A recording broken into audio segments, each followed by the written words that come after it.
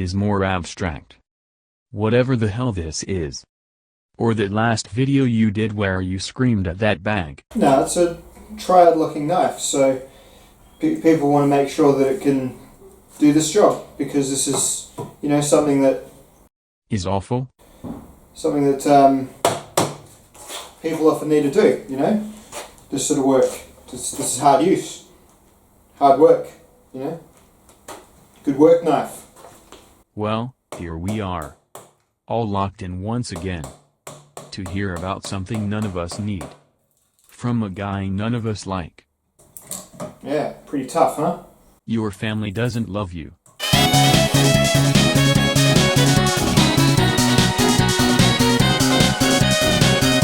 Hello there, and welcome to another fantastic Pete and Bricky adventure into a case study on man-children. Very nice, very cheap, somewhat unusual large folding knife, the Cold Steel SR1 Lite. Get your hand off of me, you damn dirty ape. So the Cold Steel SR1 Lite is a knife that I've been playing with for some time now. I've been getting my head around where I think it fits and who I think it is for, and I'm going to share those revelations with you during this video. One day, you'll slip and cut that last inch off your wiener. So this is a large knife without a doubt. Let's get an eye for its largeness by doing some size comparisons. Alright, so comparison shots. This is a knife with the Spyderco Police 4 and the Spyderco Delica. Spyderco Delica is just a pretty basic EDC size knife, and the Spyderco Police is something a little bit more long, a little bit more lean, something I find quite almost on the delicate side as well. This is it next to the Benchmade Super Freak. The Benchmade Super Freak is about as large as I like a knife to be in my pocket every day. This is it next to the Half-Breed Blades Large Bush Folder. Another huge knife. This is much heavier than the SR1 Lite because it's got full titanium handles and steel liners. The blade is about as thick as you can see, but this one is hollow ground, which I'll get to later. It is important. This is it next to the Buck 110 Folding Hunter. I think most people have an idea about how those feel in the hand. And that's it with the spine compared as well. Do you like my hat? Bricky got it for me. It was a very lucky guess that you knew that I was into the Australian Research and Space Exploration Division. So the SR1 Lite is made of HCR13 MOV budget Chinese steel and made of Grivery budget handle material. You get a lot of both of those things though. The price in Australia is about $100. For an Australian, that's not too bad. Rat ones sell for about $70 to $80 here, and they're that's the AUS 8 and D2 one. So that's just our exchange rate. It's a little high lately as well. So just a couple of things at play there. Anything under $100 lately, sadly, is relatively cheap for a brand name knife in Australia. It's just what we're dealing with. It comes with some partial steel liners and a pocket clip, which is the new type of Cold Steel pocket clip, which is swappable without having to have the second actual clip to point the right way. Let's do a quick takedown of this knife and I'll show you the inside of it and how the Triad lock works.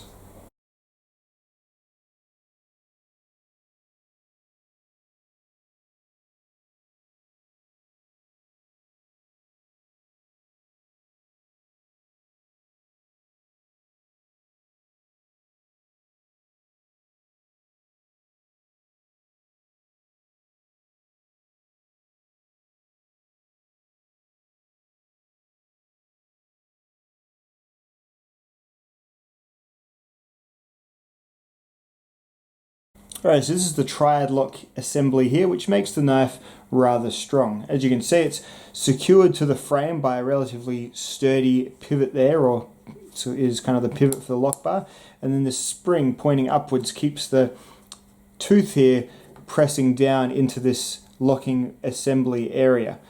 Of course, when you push this exposed part of the lock tang there, it lifts this tooth out, allowing the knife to rotate closed and then lock in.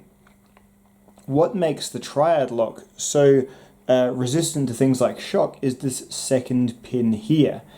This pin, being a cylindrical object made of hardened steel, has a great deal of durability that would need to be overcome to cause the lock to fail.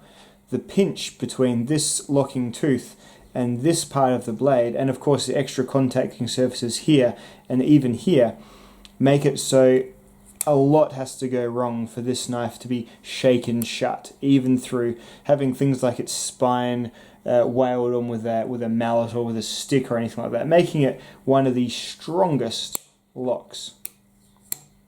The knife is thumb stud opening, and they are getting really good at these smooth actuating Triad locks. So back in the day, even when I get out my cold steel American Lawman, the older Triad locks and lockbacks generally have that slight walk and torque, which makes them less flip openable.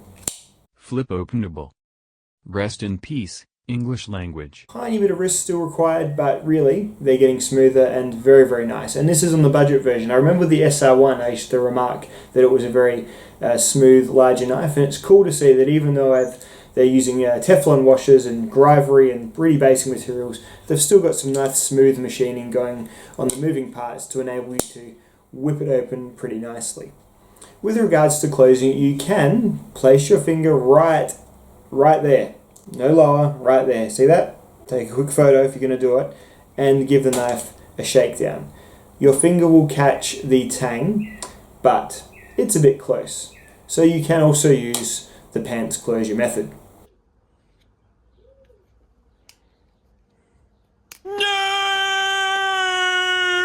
Now, 8CR13 MOV is a steel that is often snorted at, and usually with good reason. In this knife here, I think it's somewhat justified, and I'll get why that is when I talk about the blade. So in terms of blade performance on this guy, look, this is not a particularly well cutting knife. Owing to its low saber grind and relatively thick edge, when I do my PVC polypipe test on this one, which is like a very gummy, sort of difficult to cut material, you really have to struggle through it with even a very nice sharp factory edge from the SR1 Lite. Worthy comparison is the large bush folder, which has its hollow grind really gliding through it versus this one, which again requires a fair bit of sawing and levering, and it's not an ideal task. And also owing to that blade grind, you're going to find it cracking stuff in half. Not going to be a precision slicer in the kitchen or with food or anything like that. It'll still cut cardboard and open packages just fine. It still is a decently sharp edge, and the steel, while basic, does sharpen properly, and it's a proper cutlery steel, so it isn't going to not take an edge. And when it is sharp, it will do things like shave your less challenging woods and that sort of thing. Overall, a blade of this type, which is a purposeful type, I think it's more going for the folding sort of survival knife market. A knife that you can force into all cutting jobs, but isn't going to do any of them particularly amazingly, apart from jobs that are requiring excessive durability. So this is a knife that you are fine to pry with, even in its folding form.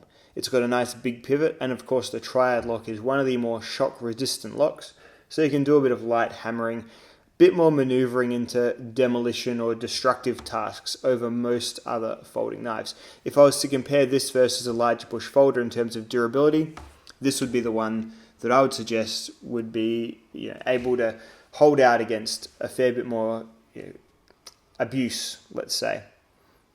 You can batten with a Triad lock. It's not super recommended, it never is, but you're going to have less damage done to your knife internals with a Triad lock. It's the pin system really does offset a lot of shock and keeps the knife from failing and folding shut. So overall, it's definitely a knife-like object more than a knife, which is fine. That's a type of thing that people like.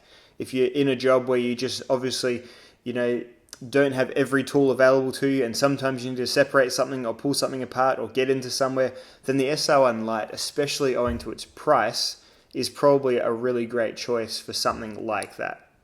This blade though, for EDC, definitely not ideal.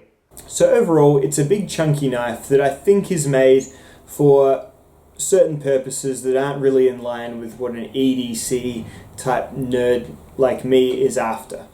It'll do basic knob jobs, but it'll do basic knife jobs fine, but not well and not to an enjoyable level. So probably something that for me is destined to join the other knives in the Shadowlands of the shelf. The shelf. Touch me on the bar. But if you're someone who is after a big burly knife for use at your big burly man job, then this is definitely something. You can put this against a piece of thin wire and spine whack it through it. You might dull it, you'll resharpen it in 5 minutes. You lose it, it's under $100, so you can get another one.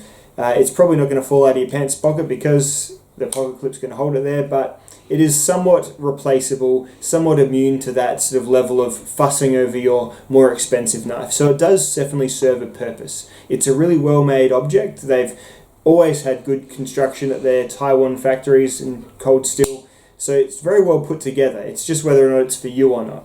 Not really for me, but I do admire it as a sort of big burly object.